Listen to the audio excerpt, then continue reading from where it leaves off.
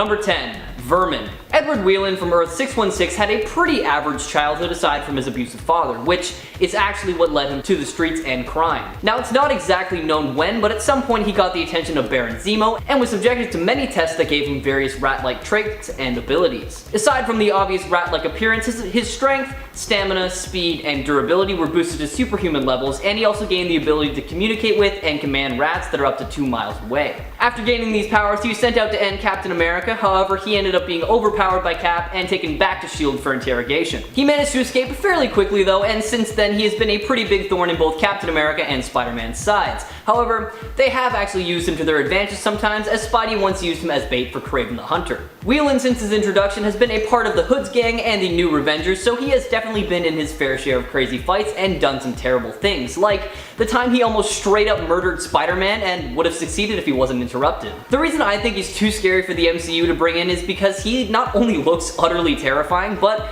thanks to his genetic alterations, his mental capabilities are at subhuman levels, meaning he pretty much works on primal instincts alone. I mean, sure, he's still able to talk, but his reasoning skills are not the best, so he's pretty ruthless. And let's not forget that he also likes to eat people. Check him out for yourself in his first appearance in 1982's Captain America number 270, and let me know if you agree with me.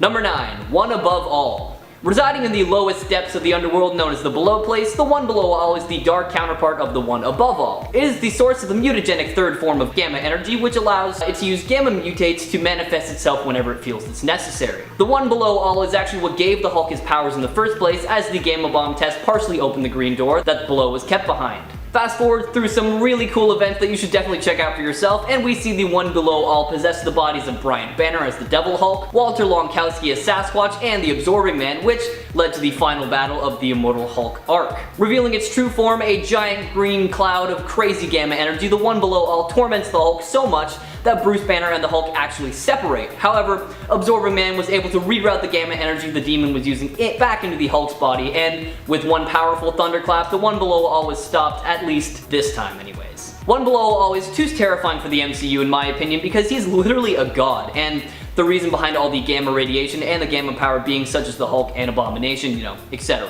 I mean, who knows? Honestly, if they want to send Mark Ruffalo off with a great story, they could finally give him his own movie trilogy and have this demon as his final battle. I highly doubt it though, so in the meantime, check out the One Below All in his first appearance in 2018's Immortal Hulk number 5.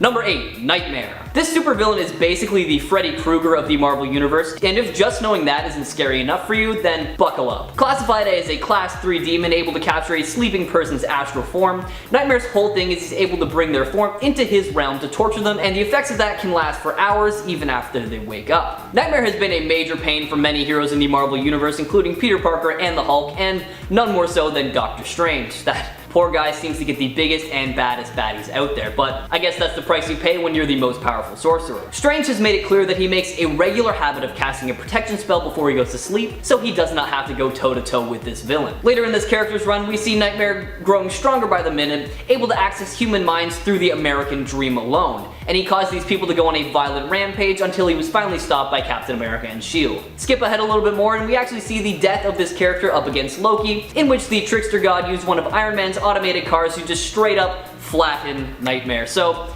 hey, at least we know he can be killed, right? What makes him so scary to me, and definitely too scary for the MCU, is he's literally the boogeyman. He's capable of wreaking havoc at any given time. His ability to terrorize the mind and attract his victims is in a never-ending horror makes him uniquely scary, and I doubt lovable Disney would ever want to cause nightmares in their viewers. Now, there is a new Doctor Strange coming out in 2022 though, so maybe we'll get to see this villain, or maybe we'll get a mention of them. For now, check him out in his first appearance in 1963's Strange Tales number 10.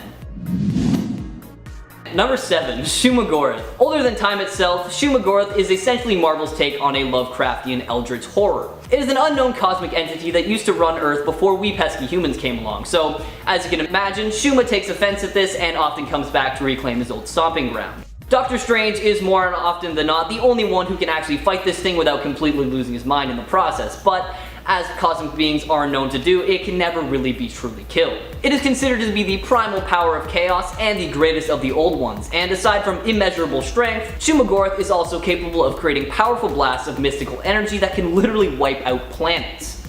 Although its presence is usually unexpected and unwelcome, Doctor Strange did have to summon a small part of it once during Thanos' invasion of Manhattan to wreak havoc on the city and draw attention away from themselves. Outside of our own reality, SHUMA-GORATH has invaded many other Earths such as Earth 9411 and 9997. However, it is very rare that they come out on top because there is usually a Doctor Strange or a group of heroes there to put a stop to them. This terrifying villain is a bit too scary for the MCU in my opinion because, well, I mean, just take a look at it. It is literally a massive eyeball and tentacles, just like a real Cthulhu vibe going on, and I'm not really a huge fan. We might end up seeing him in Multiverse of Madness, or even in whatever the third movie will be for Doctor Strange. A Lovecraftian Elder God would certainly be a badass final boss for Doctor Strange. Check out SHUMA-GORATH for yourself in 1973's Marvel premiere number 10, and let me know in the comments if you think an on-screen version could be on its way.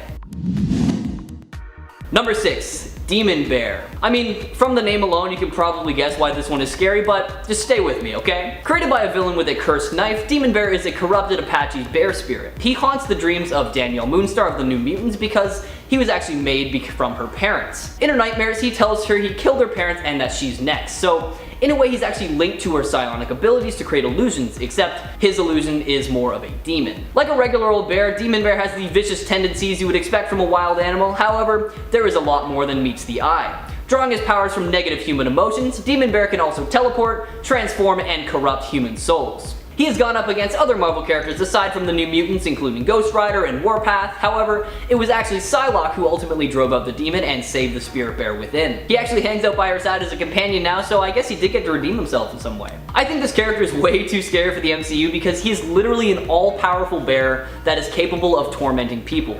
And not to mention he feeds off the negative emotions, so he only grows stronger the more the person doubts their abilities around him. That's just too much for one character, and I really can't see Marvel bringing him in anytime soon, so why not check him out for yourself in his first appearance in 1983's New Mutants to tide yourself over until we finally get to see him in all his furry glory.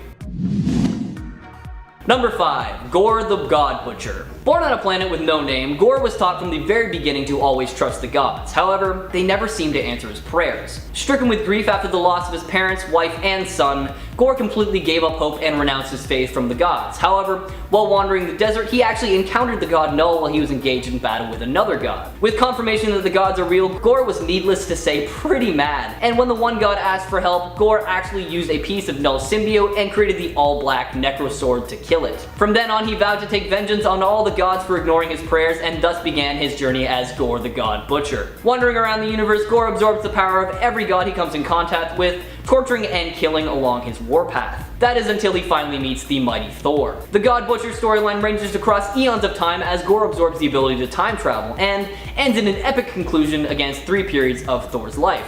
Young Thor, Avengers era Thor, and obviously Old King Thor. Now I doubt GORR will ever grace the screen in the MCU because he is just way too powerful. Equipped with the Necro Sword he carries around, he has the capability to literally slay anything that comes his way. If he was introduced much earlier on, he would have been a much bigger threat than Thanos. Also, you know, just a man who's lost his faith and has nothing to lose is definitely not someone you want to mess with. Give his story a read for yourself, starting with his first appearance in 2013's Thor, God of Thunder, number 2.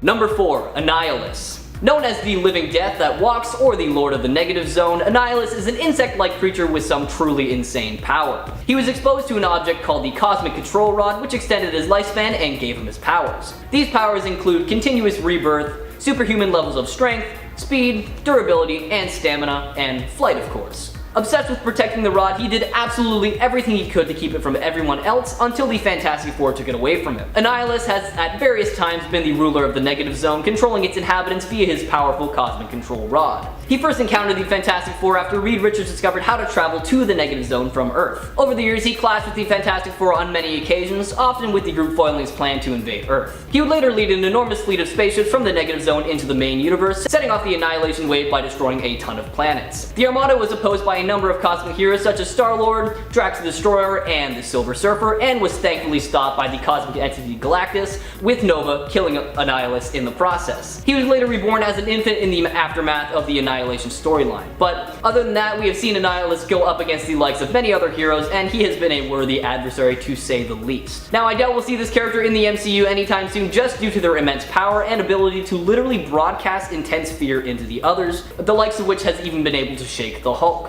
It's possible that we'll see them later on once more powerful characters such as Nova and Adam Warlock are introduced, but they are too big a threat. Give their story a read for yourself, starting with 1968's Fantastic Four Annual number 6. Number 3, The Maker. Now, unlike his Earth 616 counterpart, Reed Richards is about 20 years younger, born into a completely normal family, and God, what was it? Oh yeah, he's insane. Now, I'll try not to spoil too much of the story for you because I really think it deserves a read, but I will do my best to give you just the basics. Following an explosion that left Richards presumably dead, the Fantastic Four mourned his loss, but in reality, he's actually alive and well, and he actually set off the explosion himself and was responsible for a ton of other attacks around the city. Convinced that he knows how the world should be run from now on, he is willing to do whatever he thinks is right, regardless of the consequences. Thankfully, he is stopped by a group of heroes and he is flung into the negative zone. But it didn't take him too long to get back though, and he easily took over most of Europe. Fast forward a little bit and we see him form the Dark Ultimates, but they were quickly defeated by the power of the Infinity Stones. Teaming up with Cabal of Earth 616, Richards was able to manipulate the Ultimates into prematurely attacking the Earth, and do I got you interested in the character? Good. I'll leave the rest of the story for you to read for yourself. What makes the Maker so terrifying is that he is so intelligent that there is really no way of defeating him, and since he has the ability to literally stretch his brain to make himself even smarter,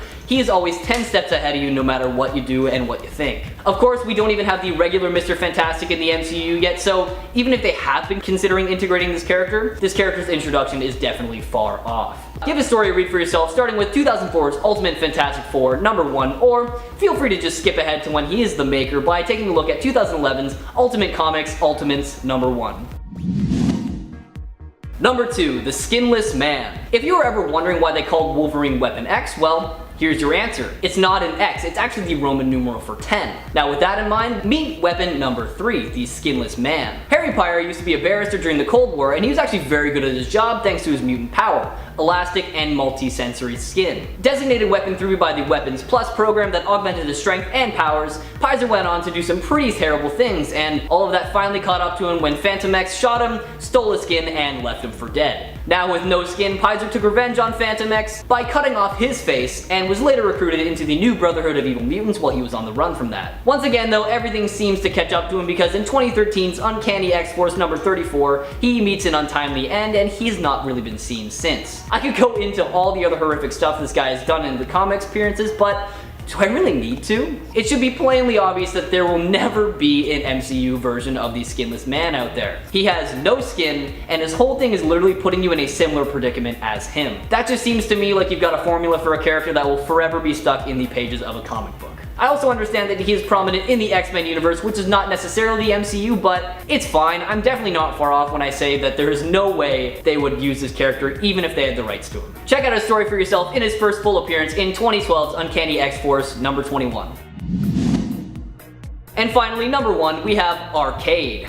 Nobody really knows who or what Arcade was before his life of crime. He has given so many different accounts over the years with no evidence to prove any of them. The one that seems the most true is that he killed his father when he was 21 in order to acquire massive amounts of money, and he discovered that he really liked killing, so he became an assassin. However, he soon got really bored with that and decided to use his wealth to construct a death-themed amusement park to kill people. As a skilled killer, Arcade has been tasked with killing many heroes over the years such as Spider-Man, Ghost Rider, and many X-Men as well. But all of his attempts have ended in failure. On his 29th birthday, he learned that he was a huge laughingstock in the villain community, and this made him realize that what he'd been doing is no longer a game, and that winning from this point on is everything. Using his genius-level intellect and his vast fortune, he constructed a new Murderland and trapped 16 teen heroes in it for a month, toying with them and prodding them. However, they were eventually freed, and Arcade was last seen tied to the front of the SHIELD helicarrier as a form of torture for everything that he had done. What makes him terrifying to me is that he's all about mind games and toying with people, which basically makes him the Marvel equivalent of Saw. He knows exactly what to do and say to get people to gang up against each other, and he has the knowledge and resources to execute any plan. That is way too much power for one villain to have, especially a movie villain, so I feel like we won't get to see this character on the big screen anytime soon. Maybe one day though, who knows. Number 10, STYX. Starting off the list today with a pretty terrifying mutant. Jacob Akern was once a homeless man who was approached on the street by a medical researcher to participate in an experiment involving some new pharmaceuticals, and he obviously accepted because the pay was good and there were very few risks. It was revealed that during the trial, the researcher had actually lied about what he was looking into. The trial was about exploring whether the human body could develop an immunity to cancer, so Jacob was injected with a mutated cancer compound. Alongside developing an immunity to the disease, he also became a living cancer cell with the ability to kill organic matter just by touching it. However, his mind was also tainted and he took up the name STYX after the river Styx. Jacob quickly developed an affinity for death, finding it was the only thing that could bring him happiness, and alongside Gerald Stone, the two made a deadly mercenary duo. Now, I highly doubt that Marvel will ever consider bringing this baddie into the MCU because his origins are way too dark for good old Disney, plus he is a ruthless killer who does it for nothing more than just pleasure. So, for now, check him out in comic book form in his first appearance in 1988's Amazing Spider-Man number 309. Number 9. Bullseye. Known as the Mercenary of Mystery, Lester, insert name last year, might not have any powers, but that by no means makes him any less terrifying. Lester has always been a master marksman, and before his mercenary career, he tried his hand at Major League Baseball, but quickly grew bored with it because he was constantly pitching perfect games. However, he quickly found his true calling as a special operative of the United States National Security Agency. Not long after, he became a freelance merc because he found too much joy in killing his targets with his signature killing method: throwing things. Gaining a reputation in New York City, Bullseye was hired to take down Matt Murdock, but ultimately failed every time as he was stopped by, Daredevil. Later on, we see him go up against the likes of the Punisher and Spider-Man and walk away to tell the tale, which is quite the feat for someone with no powers. The worst thing this villain ever did, in my opinion at least, was kill not one, but two of Daredevil's girlfriends, Elektra and Karen Page. This led to his demise at the hands of Daredevil, of course, because I can't imagine anyone who wouldn't want revenge after that. I doubt we'll ever see Bullseye in the MCU because 1, we already have a master marksman in the form of Hawkeye, and 2, his methods of torture and his sadistic nature are utterly terrifying, and putting that on the big screen would be too much in my opinion. Check out this character for yourself and let me know what you think, starting with his first appearance in 1976's Daredevil number 131. Number 8. Blackheart. A slightly lesser known villain and utterly terrifying son of the demon Mephisto. Usually depicted as an enemy of Ghost Rider, this all-powerful demon is one of the most powerful in the Marvel Universe and possesses a vast array of magical powers, including telekinesis, telepathy, the ability to travel dimensions, and of course, the ability to project energy blasts out of his hands. Under his father's tutelage, Blackheart explored and learned everything about being evil in nature and has attempted to corrupt many of our favorite heroes, such as Ghost Rider, Spider-Man, and Wolverine. Blackheart is the leader of the Spirits of Vengeance, a group that was created to oppose the Ghost Rider, and with their help he caused some serious damage in the Marvel Universe. Skip ahead a bit and we see Blackheart with some newly acquired demonic powers attempting to take over the Earth by himself. Thankfully, this was stopped by the Avengers and Spider-Man, but not before he could rip out the Falcon's soul and send it to hell. I feel Blackheart is way too scary for the MCU because not only is he the son of Mephisto, a demon so powerful we've only ever heard of him in the MCU, he is the embodiment of evil itself with so many powers making him a ginormous threat. Imagine him getting introduced alongside Mephisto. I mean, any fight against the two would be over in the blink of an eye.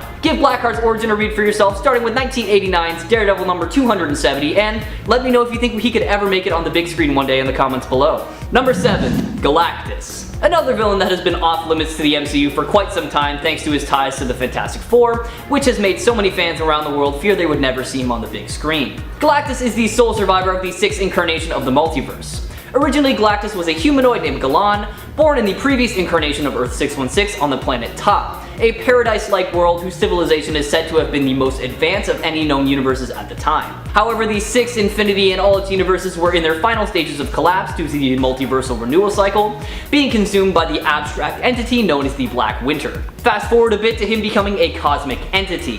Galactus possesses almost limitless cosmic power that gives him a vast array of powers that would take me forever to list off for you guys. It is actually ridiculous. With his insatiable hunger for energy and his heralds of Galactus by his side, the almighty being is an almost unstoppable force capable of pretty much anything. Like, seriously, he's not called the Devourer of Worlds and the God of Oblivion for nothing. Do I really need to explain why Galactus probably won't appear in the MCU? I mean, at least anytime soon. The dude eats planets, and as it stands right now, there aren't many heroes in the MCU that can help take down such a big threat. It would be super cool, and I would honestly freak if I ever saw him in a movie one day, but it is so unlikely right now just due to his sheer power and presence. Check out Galactus for yourself in his first appearance in 1966's Fantastic Four number 48. Number 6. MOJO. Just looking at this guy gives me shivers up and down my spine. MOJO is a part of an alien race from a planet known as Mojo World that resides in a pocket dimension known as the Mojoverse. He is a powerful sorcerer whose full power is unknown, and outside of his homeworld of Mojo World, MOJO possesses the ability to create an anti-life energy field that kills any natural organism, he can project concussive blasts, and he can even increase his own power through television ratings. Mojo has been seen manipulating so many characters in the Marvel Comics, including Rachel Summers, who he got to work for him for a while, but once she broke free, he took matters into his own hands and decided to create his own versions of the X-Men to serve under him, and thus the X-Babies were born. Fast forward past a ton of attempts to get his ratings up so he could increase his power, we see a desperate Mojo launch an all-out attack on New York City that separated the X-Men and sent them into intricate recreations of key periods in their lives. Now, I doubt Mojo will make it to the big screen anytime soon because, well, I mean, look at him, I can only imagine how grotesque he would look, but also because of his methods. Mojo is so self-absorbed and wants nothing more than to be powerful and liked, which for him kind of go hand in hand.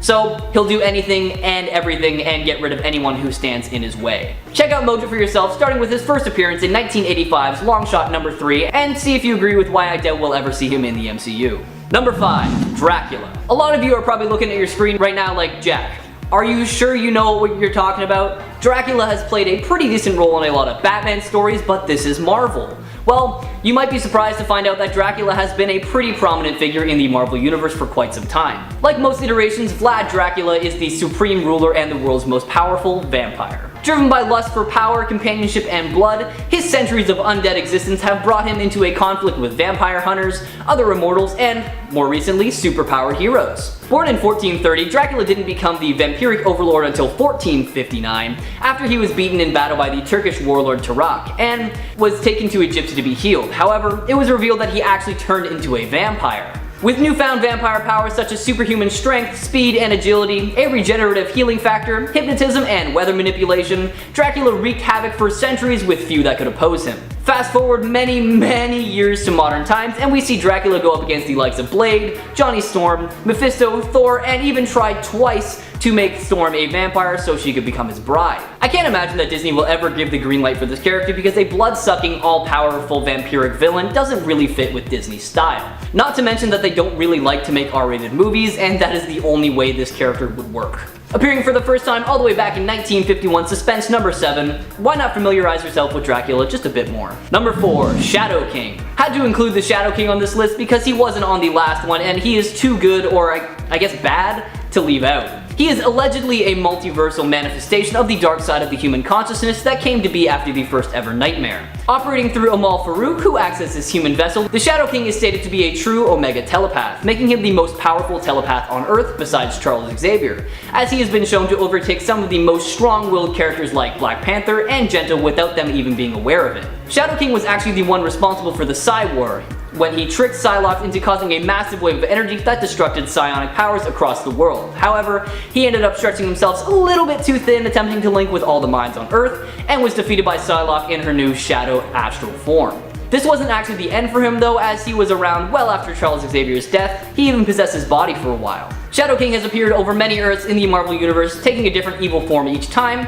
such as on Earth 6141, where he merged with Professor X, becoming Shadow X, or on Earth 1298, where he also took over Charles Xavier and became Onslaught. I can't imagine Marvel ever putting the Shadow King on the big screen because he is far too big a threat. It seems impossible to actually get rid of him without another being whose powers are on par with him, which is actually what happened in the comics when Professor X and Psylocke teamed up. Check out this multi-universal being for yourself, starting with their first appearance in 1979's X-Men number 117. Number 3. The Brood. The insect-like alien race that travels through space with the goal of finding hosts to infest with their spawn.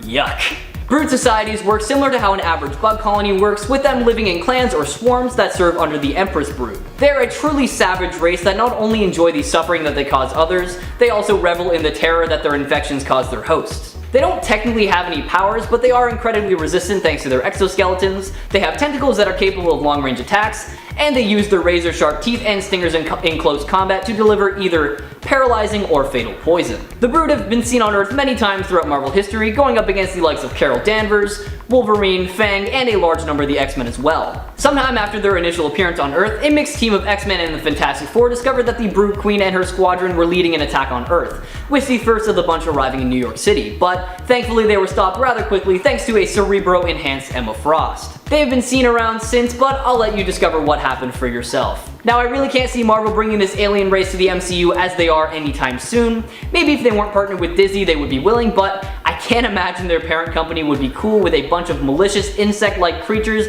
getting people pregnant, Predator style. Check out the Brood's first appearance for yourself in 1982's X-Men number 155.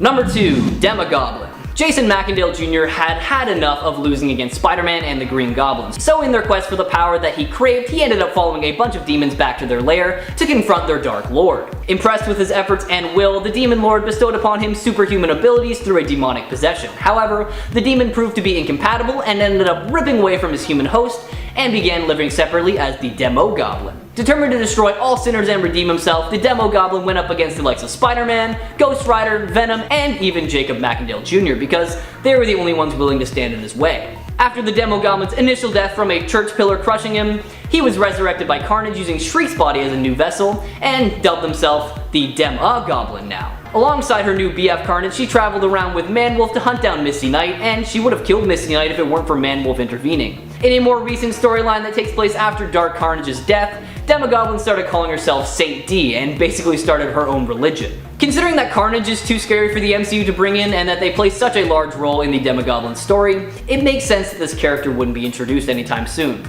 Not to mention that they are totally fine with killing and do whatever they think is necessary. Take a look at this terrifying creature for yourself in their first appearance as the Hobgoblin in 1989's The Spectacular Spider-Man number 147, or feel free to skip ahead to their time as the Demogoblin in 2019's Absolute Carnage Lethal Protectors number 1. Number 1. Knull, the Symbiote God. Once an ancient malevolent deity whose existence predates the universe itself, and was originally content to just drift through the endless abyss that existed before time itself. When the Celestials started creating the universe, Knull was awakened by the light of creation and was pretty pissed because his kingdom of darkness was pretty much ruined. After killing one of the Celestials, he was cast back into the void once again, and then he created a symbiotic suit of armor out of the darkness he commanded and started his journey across the universe with the goal of getting rid of the other gods for good. The only weakness that Knull has is against the light, which refers to the various powers that are wielded by the cosmic entities. Knull is the one responsible for the creation of these symbiotes that we're all familiar with, you know, the ones that make up Venom and Carnage. He's the reason we have two of the most terrifying villains in the Marvel Universe, and that alone makes me want to go nowhere near him.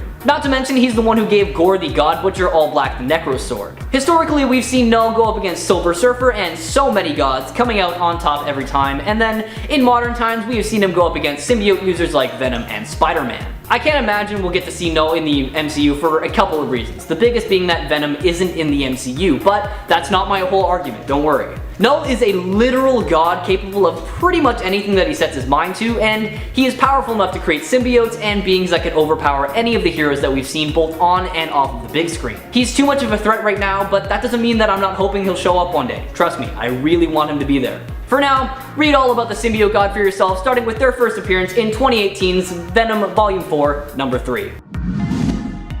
Number 10. The Fury. Generally depicted as an enemy of Captain Britain and the X-Men, the Fury is a deadly android built by the reality-manipulating psychic Mad Jim Jaspers of the parallel timeline of Earth 238 to destroy all superhumans but himself. Since it's not a living being, it doesn't possess any superpowers, however it's ridiculously strong, can generate lethal energy blasts, is capable of adapting to any situation, and can regenerate its mechanical body at will. Most of the Fury's enemies on Earth 238 were based on British comic book characters from the 1950s to the 1970s. After succeeding in its mission, the Fury was deactivated until Captain Britain and his elf sidekick Jackdaw were sent to Earth 238 by the Captain's mythic mentor Merlin. The status crew, enforcers working for the country's oppressive regime, reactivate the Fury and send it to kill the hero, and it murdered Jackdaw and then killed Captain Britain. After a little bit, it traveled to Earth 616 and continued killing many of Captain Britain's allies until it was eventually taken down and buried in the cave system of Captain Britain's mansion, where it absorbed the circuitry of the computer and repaired itself. There's a bit more to its story, but hey, I don't want to spoil it all for you guys, so give it a read for yourself, starting with 1982's Marvel Superheroes UK, number 387.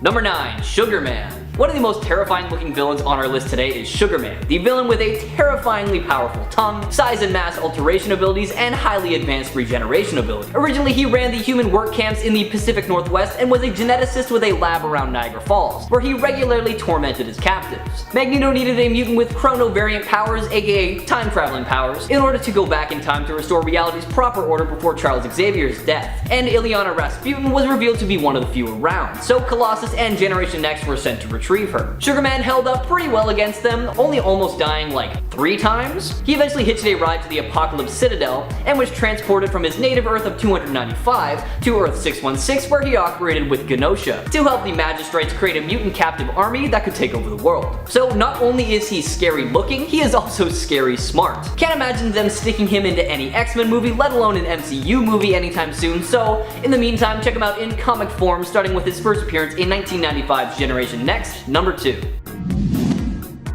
Number 8. Supergiant. Although the other members of the Black Order made an appearance in the MCU, one member was unfortunately shafted, and that is none other than Supergiant, the mentally unstable omnipath and telepathic parasite who seeks out intellect and devours it. In the comics, Supergiant had absolutely no issues with taking out the Jean Grey School and the X-Men associated with it. Later on, when the Black Order seized Wakanda, Supergiant was left in control of Black Bolt, whom she would mentally order to activate the bombs the Illuminati hid in Wakanda's necropolis. Upon activating the bomb, Supergiant was faced by Maximus, who had the trigger, and Maximus triggered the bomb, but also used Lockjaw to transport Supergiant along with the bomb to a distant uninhabited planet, where she perished in the explosion of the bomb, although she did later return as a mental projection and even attempted to take over the body of Captain Glory, so she could continue wreaking havoc on the world. Thankfully though, she was eventually taken out for good by the Lethal Legion while trying to take over Thor's mind. Check her out for yourself, starting with her first appearance in 2013's Infinity, number 1.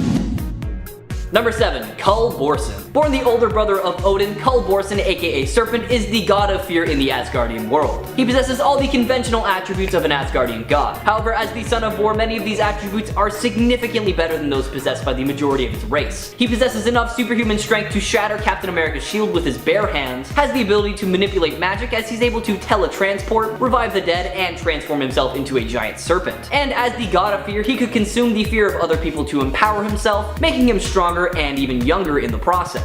During the Fear Itself storyline, Kull created and gathered his worthy in order to spread chaos across the entire world. This group being made up of Juggernaut as Kurth, Breaker of Stone, Hulk as Knull, Breaker of Worlds, Atuma as Nurkhod, Breaker of Oceans, Titania as Skirn, Breaker of Men, Grey Gargoyle as Mok, Breaker of Faith, Absorbing Man as Greythoth, Breaker of Wills, and Thing as Angrier, Breaker of Souls. Thor was eventually able to kill him in the storyline after some intense battles, but not without losing his own life in the process. Obviously though, both characters do come back to life just a little bit later on. However, Kull meets his permanent end in 2019's Thor Volume 5 number 13. Want to know what led up to that point? Well, check out this whole story for yourself, starting with 2011's Fear Itself, number 1. Number 6. Cassandra Nova. This powerful telepath is certainly not well known among general audiences and has actually never been introduced in any of the movies whatsoever. Cassandra Nova is essentially a member of a parasitic race of psychic beings and attaches herself to Charles Xavier while he's still in the womb. She absorbed the darkest parts of his mind and basically became Charles' twin sister. Though the doctors pronounced her stillborn, Cassandra in fact survived and spent the next few decades as a growing mass of cells in a sewer wall, building a new body for herself and planning her revenge on her brother. Since she copied the DNA of Charles, this means that she is able to access the full spectrum of his powers, making her one of, if not the strongest telepath, because this means she has all the powers of Charles Xavier, meaning the ones that he has had and the ones that he might receive in the future as a result of any latent mutations. Overall, she is a dangerous enemy of the X-Men, having made an army of Sentinels murder over 16 million mutants on the island of Genosha, and that by itself is a reason she is on this list today. Check her out for yourself in 2001's New X-Men number 144, and let me know your thoughts on her in the comments below.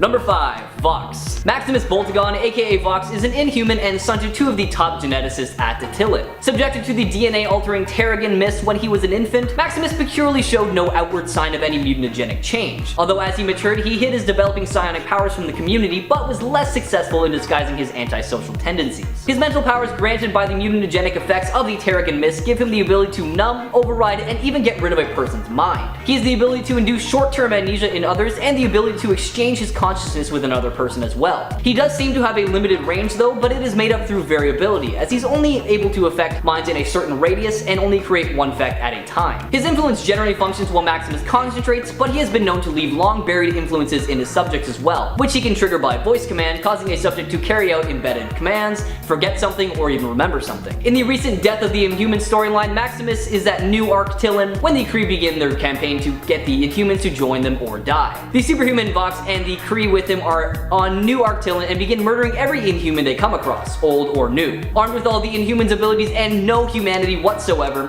Vox easily cuts his prey down with his powers or with his literal energy scythe. Even Maximus cannot defeat Vox as he quickly loses an arm for even making the attempt to try and do so. It was later revealed that the Kree took his body and placed it in a Vox costume where he was brainwashed to serve the Kree. When Beta Ray Bill took down Vox during his confrontation with Black Bolt, it broke the brainwashing on Maximus as something on Vox's costume teleported her way while also killing Maximus in the process. Number 4. Mad Jim Jaspers. Mentioned briefly at the beginning of our list when I was talking about the Fury, Mad Jim Jaspers is not a super well-known villain, but just because they're not well-known doesn't mean that they're not scary. He has a truly terrifying power, which is the ability to shift and twist reality however he sees fit, making him without a doubt one of the most powerful beings in the Marvel Universe, having powers beyond the cosmic entities. Couple that with the fact that he's, well, mad, and you get something out of a David Lynch nightmare that you do not want to mess with. Jaspers regularly twists the world into the nightmare hellscape he believes reality to be, and this, as you can imagine, leads to some imaginative and horrifying scenarios. According to Merlin, the 616 Jaspers is just way too powerful, stating this version of Jaspers is too powerful, too dangerous. His 238 counterpart could at least be halted even if it meant destroying his entire continuum. This one, however, is not so easily containable, and if he can't be defeated, then the Omniverse shall fall into chaos and a new hostile god shall play dice with the matter. Now, if you want to know more about the character, then check him out in his first appearance in 1983's Daredevil, number 9. Number 3. Mr. Sinister. Nathaniel Essex is the supervillain commonly associated with the X-Men known as Mr. Sinister. He is an incredibly ruthless and sadistic man who has no problems doing whatever he deems necessary to get what he wants, including, you know, mass murder. Thanks to having his genetics altered by Apocalypse, he was transformed from a regular old human into a superhuman capable of some ridiculous things like shapeshifting, telepathy, telekinesis, concussive blasts, and can't forget that he also has super strength, speed, stamina, durability, and reflexes. Sinister is also a scientific genius with expertise in the field of biology, genetics, cloning, physics, and engineering. The character is a master manipulator and planner with decades of genetic research at his command. He goes to great lengths to preserve his powers and personality through elaborate technological means, such as conditioning certain children to be his quote-unquote host in the event of his future death. Over the course of his time in comics, we have seen him go up against the likes of so many heroes and come out relatively unscathed, and that is why he is so high up on our list today. Check him out for yourself, starting with his first appearance in 1987's Uncanny X-Men number 221. Number 2. Chaos King. Amatsu Mikabashi is none other than the Chaos King, the god of evil, chaos, and the stars to the followers of the Shinto religion in Japan. He possessed the conventional abilities of one of the kami, the order of Japanese deities, such as superhuman strength, speed, durability, agility, endurance, and recuperative abilities, as well as high ability to wield some form of potent Japanese magic, a brand of sorcery that seems especially effective against the Olympian deities. His physical strength, at least in his main incarnation, is considerably less to that of like Zeus or Izanagi, and is roughly equal to that of an average kami, but Mikabashi can project energy on a scale at least rivaling that of Zeus and Izanagi as well. Like the Asgardians, the Japanese gods are extremely long-lived, but not truly immortal like the Olympians, as they tend to age at an extremely low rate upon reaching adulthood, and are 3 times denser than normal human beings. During the events of the Chaos War, we catch a glimpse of Chaos King teamed up with Necra and none other than the Grim Reaper and Abomination to fight against the other gods. He even goes as far as unleashing Carrion Crow, Eater of the Dead, to antagonize the revived X-Men members. All in all, he is brutal in terms of methods and isn't too easy on the eyes either, so check him out for yourself, starting with 2006's Thor Blood Oath number 6. And number 1, the first firmament. At the very beginning of it all, there was only one universe, the first firmament. For a long time, the first firmament was the sole being in creation until its loneliness became unbearable and it decided to create the first life in creation to give itself companions as well as servants, which it eventually came to regret. It created 2 specific types. Black servants dutifully obeyed and worshipped their creator, and then the multicolored ones had completely different values and desires, as they wanted a dynamic, diverse, and continually evolving reality, where beings lived, learned, reproduced, aged, and died in order to slowly improve themselves through evolution. Unfortunately for them, when the creations argued with their creator, they were destroyed completely. Now, one can only imagine what might happen if an entire universe were to turn evil, but this is the answer to that question, since the first firmament became the evil that many people worry about. Just imagine an evil sentient galaxy that could destroy pretty much anything with just a gesture. Absolutely terrifying and way too much for the MCU. Check it out for yourself in its first full appearance in 2017's Ultimates 2, Volume 2, number 5.